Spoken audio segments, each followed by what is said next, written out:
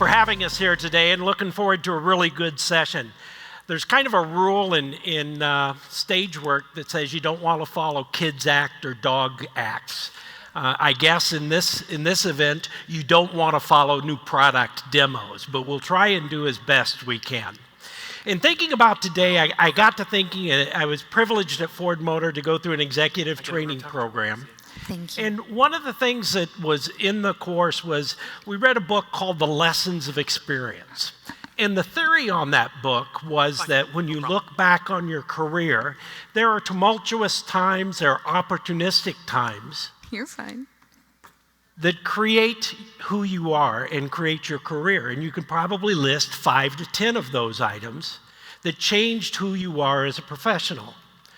What I keep reminding folks who are in our training programs is the last 3 years have been one of those lessons of experience for all of us. We've had to work through shortages. We've had to work through shutting down industries, restarting industries. We're seeing price increases across the board, the type that I've never seen, and I've been in the industry actually since 1981. So I actually found someone who's older than me still working, and I called him up and I said, Dave, when do you remember in your career ever continuously chasing shortages and having more price increases than you could handle? He goes, Jeff, that would have been in the 1970s. And that was what was happening in automotive in the 1970s.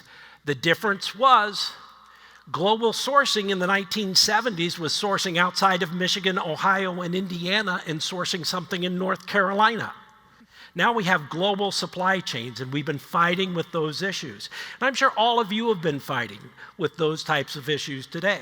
So we get our lessons of experience from the last 3 years. It can become a focal point for us on how we change and move forward in new and productive ways, and that's what the conference is about. So please welcome the panelists as I bring them. First is John Henry Harris.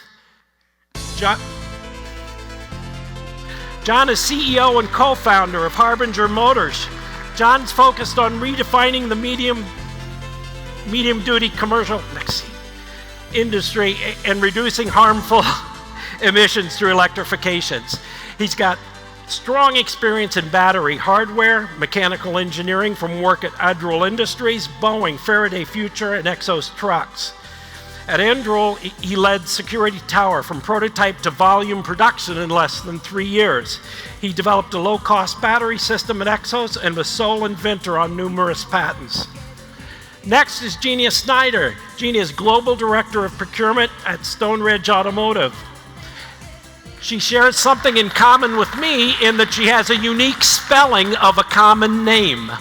Right? Ginia currently serves as Global Director of Procurement for Stone Ridge, leading the procurement of direct and indirect materials, as well as global logistics and trade compliance. Stone Ridge is a designer of highly engineered electrical and electronic systems, components, and modules, not only for automotive, but commercial, motorcycle, agriculture, and off-duty. Prior to joining Stone Ridge, she served as a trade compliance consultant with Trade Compliance Group, focusing on the development and implementation of global trade. Next, I'd like to bring up Craig Erzen. Craig is an industry capacity expert. He's a 30-year veteran of the industry. He may blame me for that because I helped recruit him from Indiana University over 30 years ago into Ford Motor Company, where he was most recently responsible for capacity and constraints management at Ford Motor.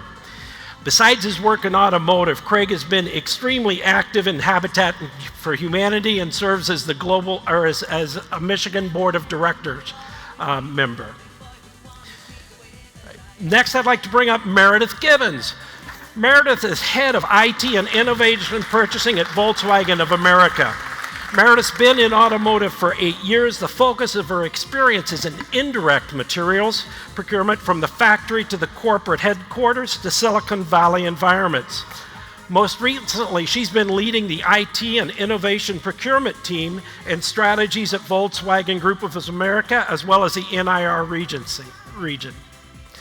Finally, I'd like to bring up Bruce Coventry. Bruce is the president of Coventry Consulting Group.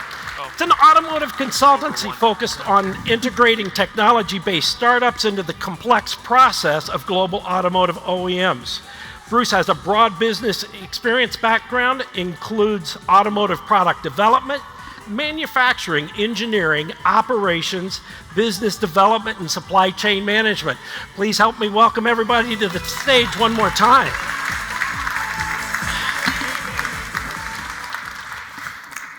Notice I put the old guys on the end. I kind of bracket things. I'm going to start off talking to John. John, I'm going to get rid of my bottle before I drop it. Where do you consider your commodity expertise to be? Probably battery cells and electrification components. All right. What's your plan for collecting quotes and going through the supplier evaluation process at Harbinger? Well, since Harbinger is a startup, we like to ask nicely and hope they respond to emails. In a extremely management bandwidth limited company, we do a lot of things in sort of a brute force way. When we look at sourcing commodities as a startup, a big part of the challenge is that most companies just don't think it's worth responding. And so, any ability to leverage AI and ML to enhance more bandwidth, to avoid us having to do more manual work, makes a big difference. Okay. So we have a hard time gathering enough data to make really informed purchasing decisions in many cases. Don't feel unloved. We're going to talk about quote fatigue in a bit. I think the rest of the panelists probably are having trouble with the same thing of suppliers not responding. Ginia, your commodity expertise, how do you go about gathering supplier quotes and evaluating them today? Yep. So unlike my esteemed panelists here, I don't have a category expertise per se in the procurement area. My expertise resides in U.S. Customs, but I have a passion for data efficiency and process efficiencies, I think is how I got to the position I'm in today. Stone Ridge right now, I would say we're in a bit of a transformation in the way that we collect our quotes. Historically, emails, Excel spreadsheets, et cetera. But we're transforming right now and partnering with APD and ProcureForce and getting a more standard process that is automated through the system. So it's a time of transition for us. Craig, I know I introduced you as having experience on capacity, but if you had to go back before you were involved in capacity and constraints, what kind of commodities do you like to anchor yourself to? I think primarily in chassis and plastics, but most recently it's all been BEV related. It's the same space that John's getting into now. So. And the process for obtaining supplier quotes and evaluating those? High-level summaries are coming online, but all the detail, unfortunately, is in Excel. So we gather it, we evaluate it, and then it doesn't get consolidated anywhere. You lose it forever. Lose it forever. Meredith, commodity expertise, and then how are you obtaining and evaluating supplier quotes? I've worked on, is this loud? Yep. I have worked on all indirect types, but right now it's really all technology and innovation focused. And I can echo my colleagues about emails and Excel. Maybe the only unique twist for us is that we have some pretty horrific antiquated tools that we all skip over using and then go back and retroactively type things into. But it's not the greatest technological process as it stands today, outside of obviously this partnership. Okay, so Bruce, you're a man of a lot of experience, but what do you see your customers using in terms of obtaining supplier quotes and evaluating those? We see all different kinds of systems being used, but for the most part, they're remarkably unsophisticated. We still see a lot of Excel spreadsheets and things like that across the industry.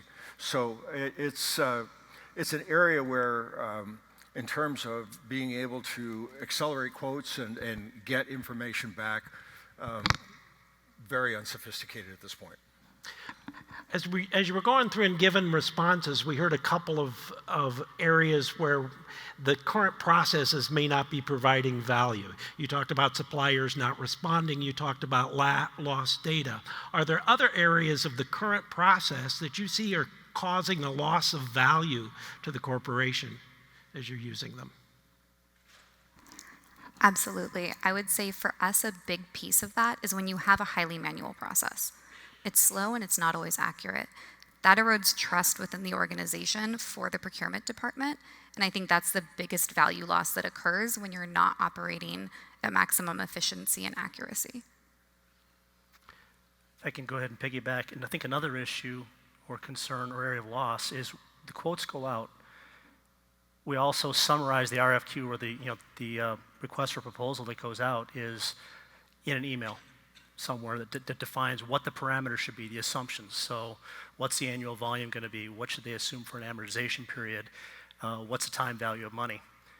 When the quotes come back in, we have to reconfirm all that and often end up negotiating with the Ford teams internally on what our assumptions should have been. And then go back and confirm again, did the suppliers actually use those same assumptions to go ahead and line everything up before you actually go through the details of the quotes. Mm-hmm. What I'm hearing is there's a lot of lost efficiency in the processes.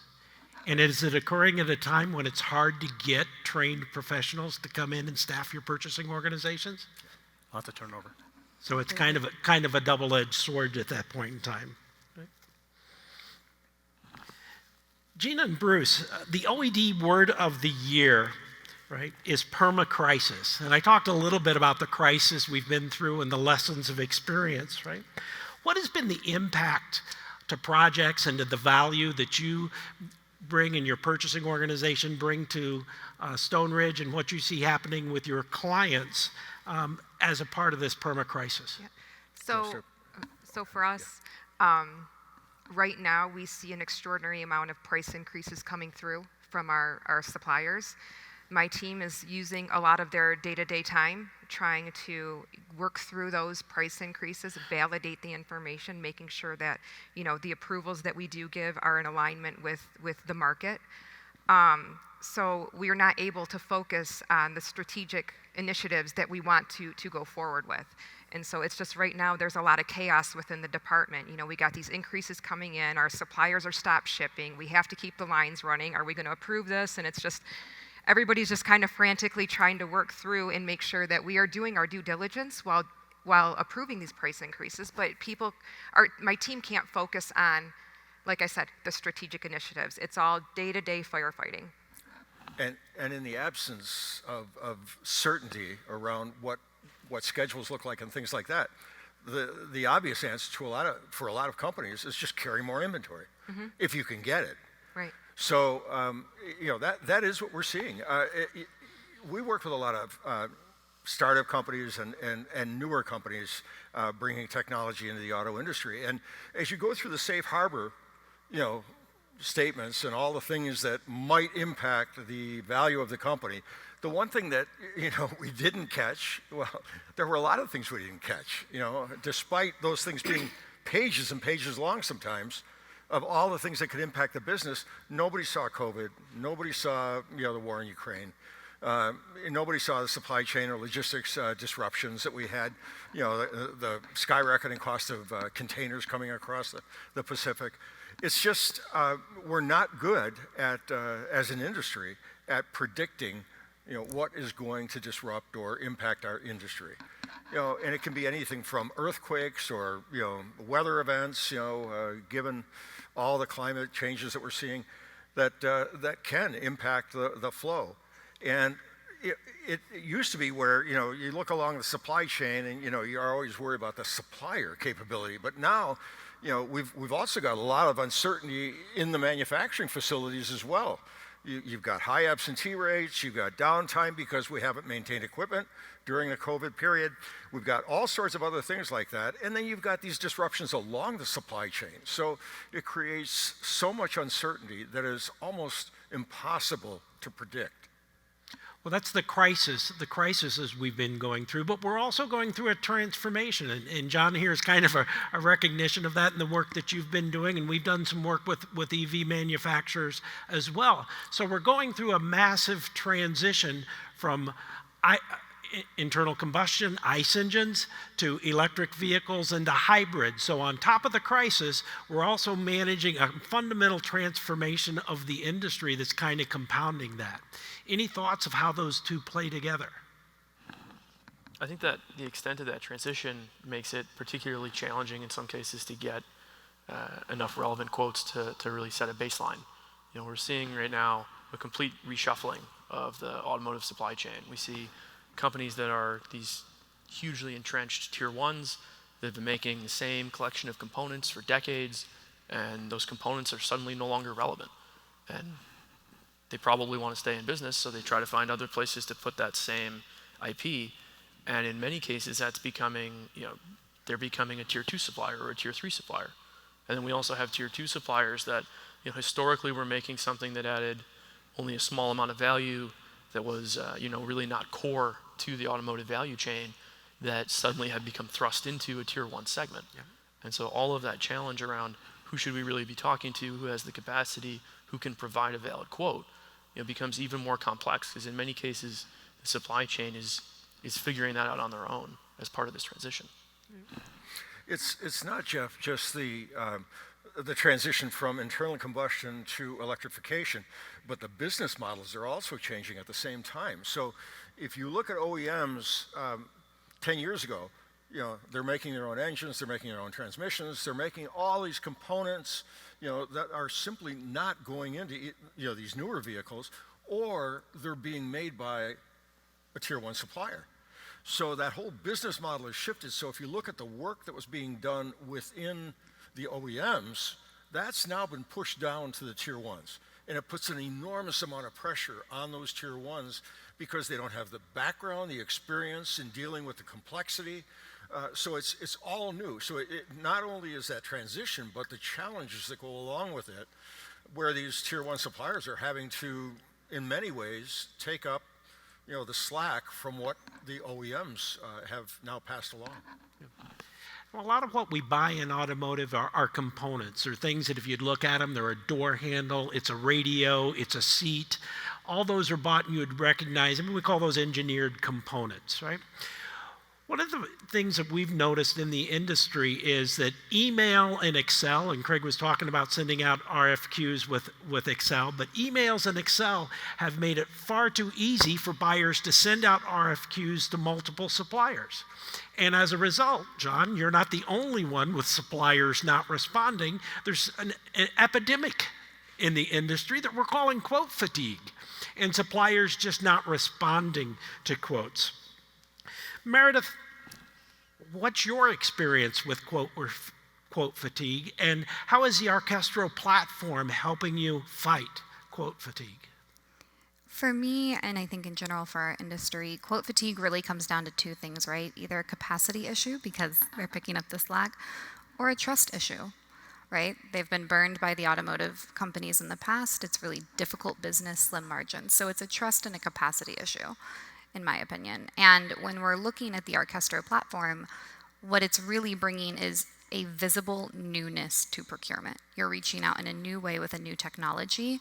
And from the supply-based side, they go, oh, they really mean business. They're actually changing. Let me check this out.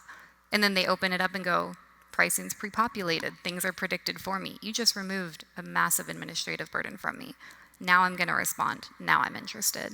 And don't get me wrong, that initial change spooked some suppliers, right? What's this price? What's happening? I'm uncomfortable.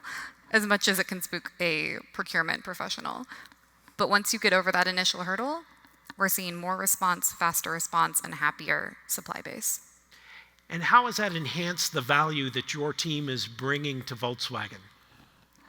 Ultimately, one of the biggest challenges we have is supply security and innovation. And if you're getting more responses from more top-tier companies out in the marketplace, you're now really bringing in that value and that potential for better value, better product, and better competition that really helps to ensure we're going to make it to the next thing.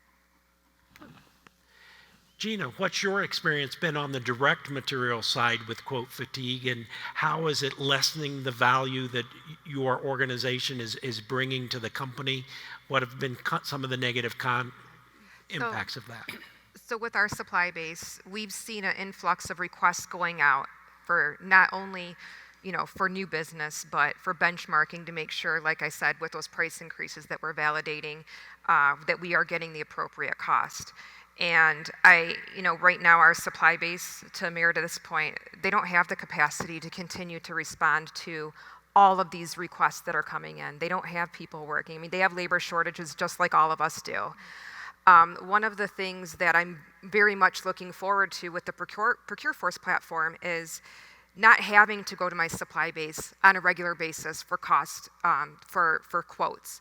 Having that, predictive price, that cost estimate, where I can have my sales team just have a high level of certainty that the number I'm giving them is within 1% or 2%, so that they can go out and quote it to the customer.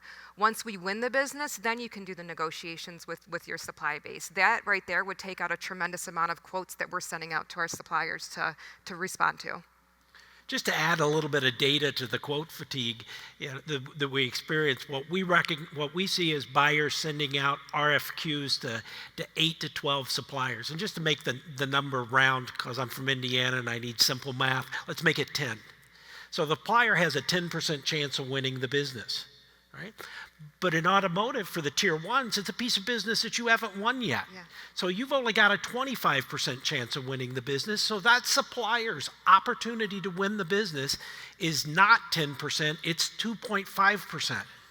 And since the buyers don't understand cost and the buyers don't have good predictive tools, they're issuing multiple rounds of quotes every time the engineer tweaks the design a little bit. Has that been your experience as well on the direct side, Gina? Oh, absolutely.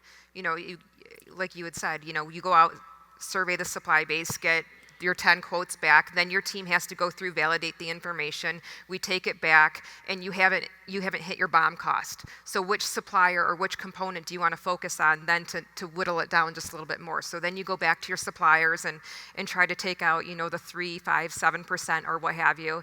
And it's just that back and forth, and it's just, everyone is getting exhausted just from trying to manage the number of quotes that we have too. The other issue, Jeff, is that the auto industry probably is the biggest little industry in the world. And we have got such good communications across companies, across the industry. So everybody knows who's working with everybody else. It's not a big secret. So if you're doing an engineering program, that word gets out. And then all of the other competitors that might be quoted against that business know that they're just a stalking horse that will be quoted to try to bring that price down with the already selected engineering supplier. So it's another factor in our industry that it just is, because we tend to have such good communication and we know who's doing what. Yeah, I'm reminded of the conversation earlier on in this morning when someone was saying, as purchasing professionals, we like to try to hide things from the suppliers, and it's difficult for us to do in automotive because it was referred to, I think, as the biggest little village in the world at one point in time, the automotive industry, and we know what other folks are doing. So in some degree, there's not any secrets. Craig, let's talk about capacity for a minute, right? Automotive's been racked with supply chain issues. What role have the procurement processes played in the supply chain issues that we're seeing and we've struggled with over the course of the last couple of years? I think one of the primary issues or practices that is actually amplifying the issues we've had is that all of our quoting, all of our capacity is based on having schedule stability. You're planning on, our supply base largely assumes that they're going to have relatively firm releases 8 weeks out. That's not the world we're living in today. You can, with a week's notice or maybe a day's notice, either the entire production schedule changes, things shut down, or maybe they'll go back and they'll pop releases back in to try and make up for lost production. When things shut down, like we did with COVID, the entire supply chain shuts down. So it's not just your tier one that's making parts, but all of their releases to their sub-tiers, their orders ultimately for semiconductors maybe, will stop. When we have the opportunity, the next thing is you want to make up that lost production. Go back to a couple economic downturns, we've all gotten very good at lean manufacturing. There is not a whole lot of excess capacity that's in there. So now, we lost however many thousands of units, they put it all back in the schedule. It might not be this week, it might be stretched out over the rest of the year, but in order to do that, near term, everybody's turning their production schedules to extreme overtime, 7 days. And they're draining their value streams, they're expediting orders and flying parts across the ocean just to go ahead and keep the lines running. That's all going to backfire, right? You're going to start breaking equipment, you're going to start having increased absenteeism, because by the time midday Sunday comes around, your workforce has already made more money than they make in the entire week, so they're going to call in sick on Monday, right? So, I had a brother that did that. And once you get into that level of expedite mode, and you're running 24/7, you are never going to catch up. That then has to go somewhere. So while people are trying, they're hiring people, they're paying premiums, they're paying more premium freight throughout the stream that then comes back. It flows right back up ultimately to the end customer. So it's two assumptions: lean manufacturing and schedule stability. We're not there.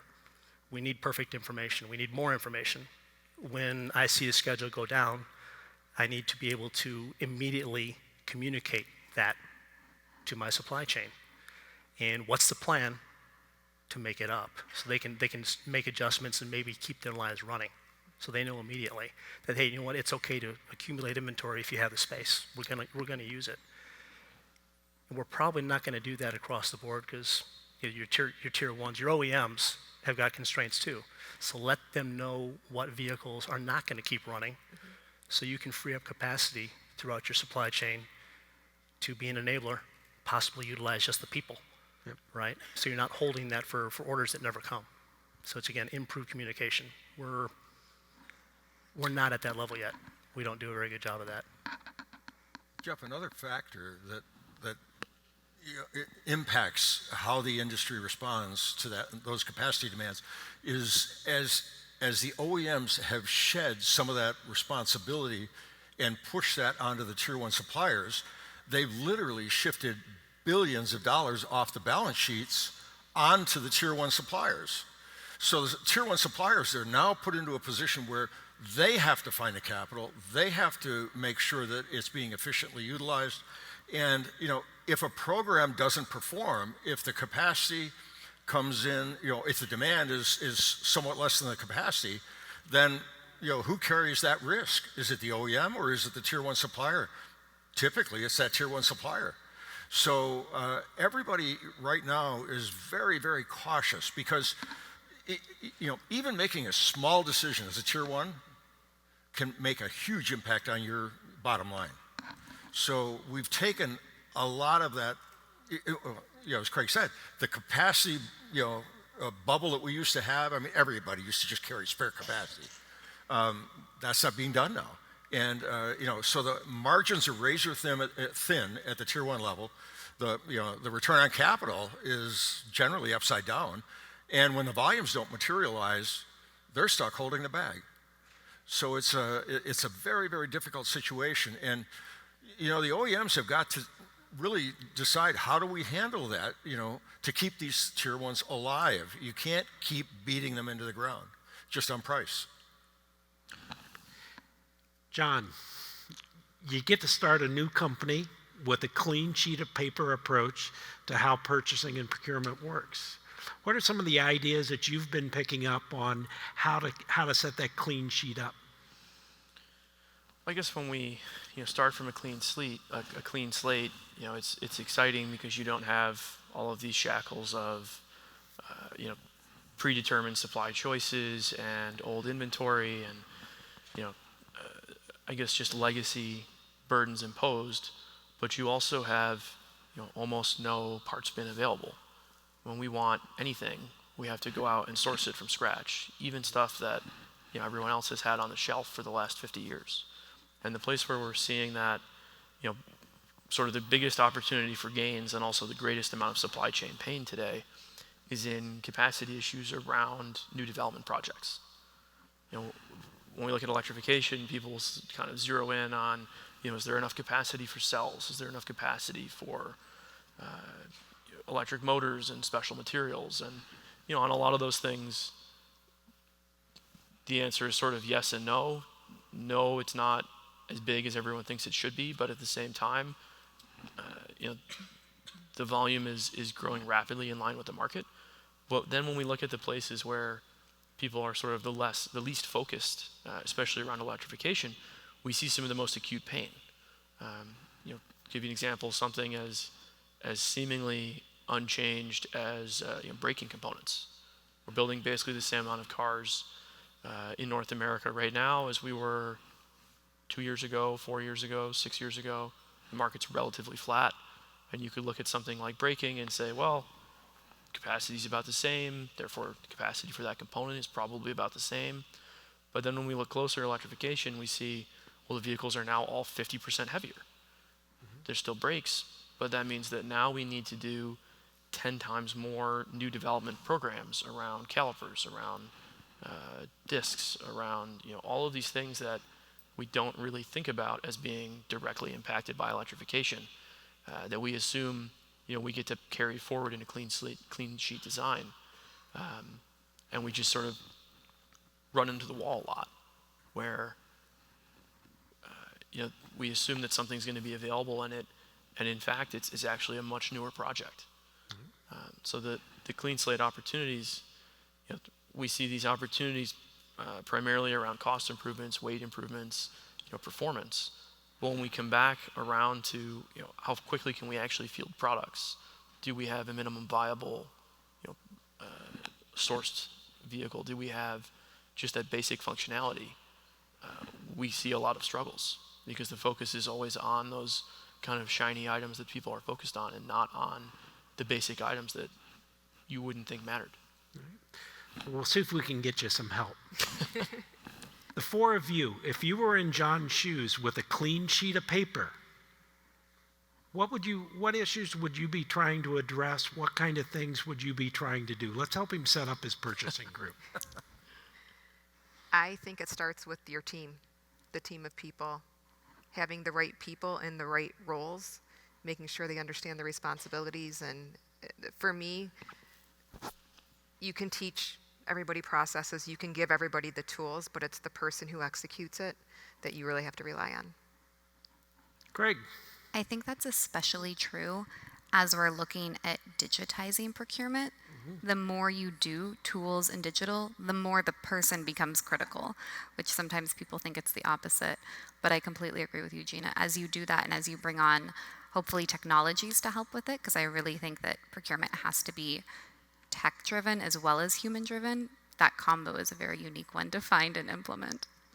I like the tool aspect of it as well. Back in olden times, one of my jobs at Ford was I led the business development team that mapped out the business processes for Ford of Europe, Ford North America, and launched Ford's second generation purchasing system. And we did this, what we called an incident study, which is an industrial engineering study where you go ask someone, what are you doing right now?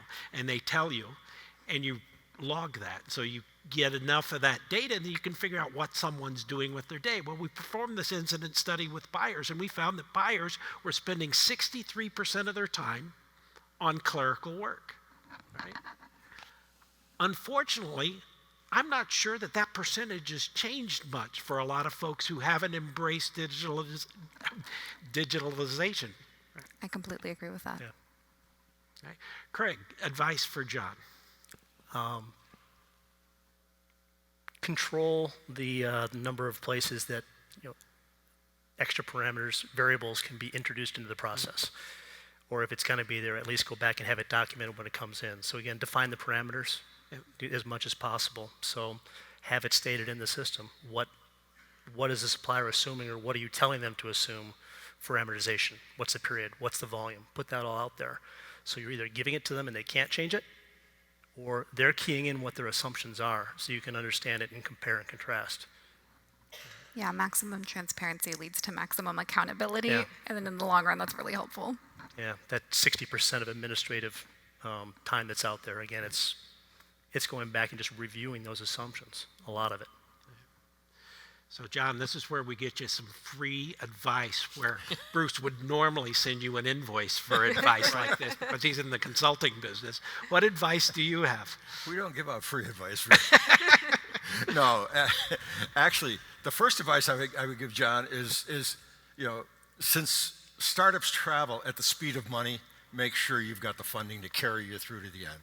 And that's one of the reasons why I'm so excited about Arkestro. So, they've done a terrific job at making sure they've got the funding to carry out the plan. And that's critical. Obviously, building the team, getting the right kind of resources in place, making sure you've got the right kind of things. And then focus is so important to a startup. Make sure you don't get, distracted by the shiny object, that comes along. But, when you're building your systems, really, do your homework on the systems. Make sure that you're identifying things that will add value, and then make sure that you've got the resources to make them all talk to each other, so that it becomes a very efficient process right from the very beginning. And then it takes discipline to enforce the fact that everybody needs to be using these systems. You can't go off and not do it. That was one of the things I was interested in this morning, was that it looks like this type of a system can run on its own. It doesn't necessarily need that level of compliance discipline, which is good. Well, one of the things I like about the platform in looking at it and watching it is, I said earlier, nothing's easier than email and an Excel spreadsheet. Well, Arkestro's handled that, right? They're taking email on right directly. So, And I forgot, collect, consolidate, and hold your data. Again, we all talked at the beginning, we've all been losing our data, right? So you need some place that you can hold on to it, even if you're just learning right now, because I've been 100% reliant on tribal data. Just finding somebody that used to sit in the chair and say, what did you used to do? What was your past experience? Because I had no place to look it up. You need to be able to go back and look it up. So a curveball, when we didn't practice, right? What happens in times of shortages and times of price increases is the power dynamics tend to shift into the supplier's favor, right? Have you experienced that you feel that your suppliers have a little bit more power now than they had pre-COVID? And are they using that power in any way? For me, I would say absolutely. But it also depends on the supplier. Your strategic partners you partner with, you work together to find solutions to whatever the issue may be, price increases, things of that nature. You have suppliers maybe you haven't paid attention to the past few years, you don't have that foundational relationship with them. They're like, I'm just gonna stop ship. I'm gonna stop ship, what are you gonna do? And then you have to approve that price increase to get the shipment released, because you don't wanna jeopardize shutting down an OEM, because your OEM is gonna be like, why didn't you pay them? So we've been in situations, but in those situations, the team doesn't forget. So, when we come out of this state of chaos, when we come out of this, just for me, that whole supplier relationship foundation is extraordinarily important. And for suppliers to kind of strong arm you is not a supplier that I really want to do long-term business with. It's not, but what I will say to that, automotive is strong arm suppliers for decades. Right. That's been the thing. We're one of the toughest types of procurement to get into is the automotive sector. So I think it's something where it's not just the crisis that's causing this. Electrification of our vehicles and them becoming technology on wheels has also been impacting that, because we're now competing with other companies where we're no longer the big dog. And that's a new feeling for automotive. So if you've been following the trends, you should have started already building relationships with your suppliers before COVID hit. Because if you go to them in that moment, it won't make a difference. But across our industry, as we're moving towards electrification and technology, that relationship is only becoming more and more important. So let's wrap up and talk about what you see in the future. What do you see that excites you about the future for automotive and the future in automotive purchasing? Bruce. Well, again, I've been involved in this business almost 50 years now.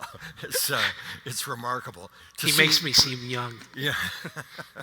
To see the level of change over those 50 years, this is the most exciting time to be in this industry. If you love automotive, now is the time to be in automotive.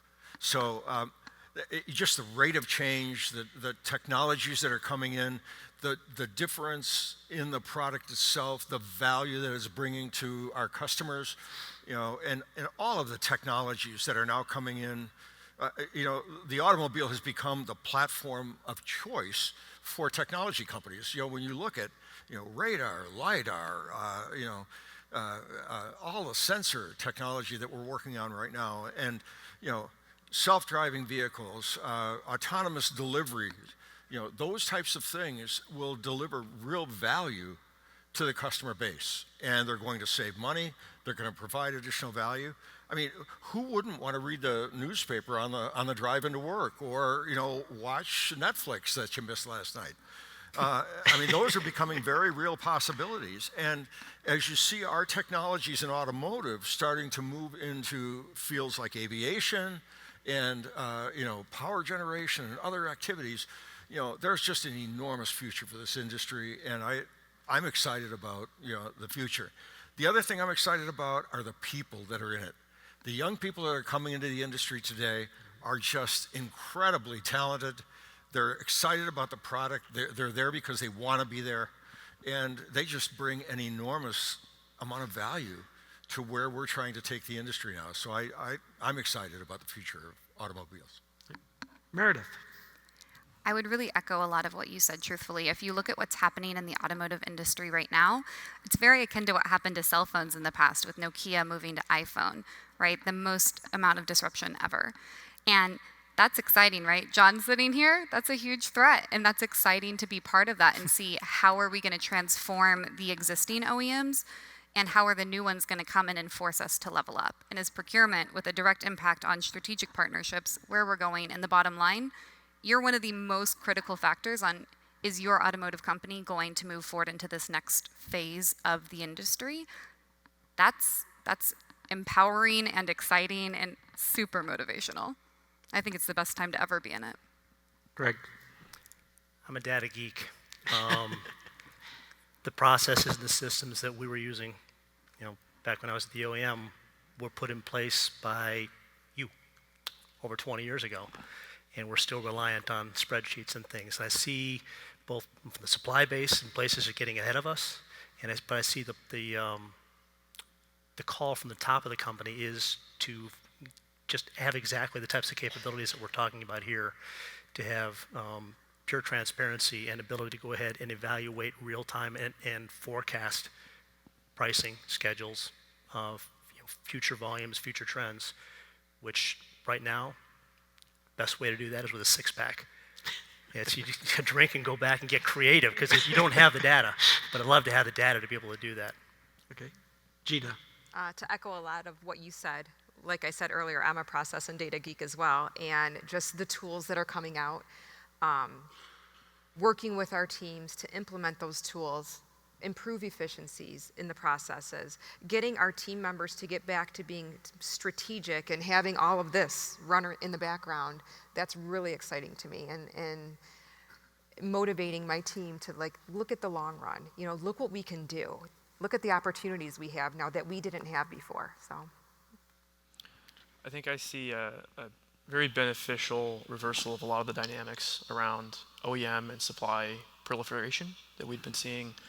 Between 1970 and 2000, we saw a collapse in the number of operating OEMs globally, and we saw an explosion in the number of operating supply companies. Now we're seeing both of those things reversed. We're seeing more new OEMs in the last 20 years, really in the last 10 years, and probably the last 50 years put together. And that's resulting in dramatic product improvements, more consumer choice, huge impacts to consumer choice, and I guess just, of course, a lot of that stuff all comes back to reduction of emissions and positive impacts on climate. And then when we look at the supply chain, we see the opposite. We see huge pullback in globalization. We see dramatic flattening of the supply chain. Tesla has showed that if your supply chain is 2 layers deep instead of 5 layers deep, you can move 10 times faster than anyone else. And so, on the OEM side, we see a lot of benefits, but we see that on the supply chain as well. If you get to deal with 300 suppliers instead of 5,000, you can build far stronger relationships. You have better insights into what they're capable of doing and how quickly. And so those trends have just, I think, completely reversed and in ways that are really beneficial for the industry as a whole. Yeah.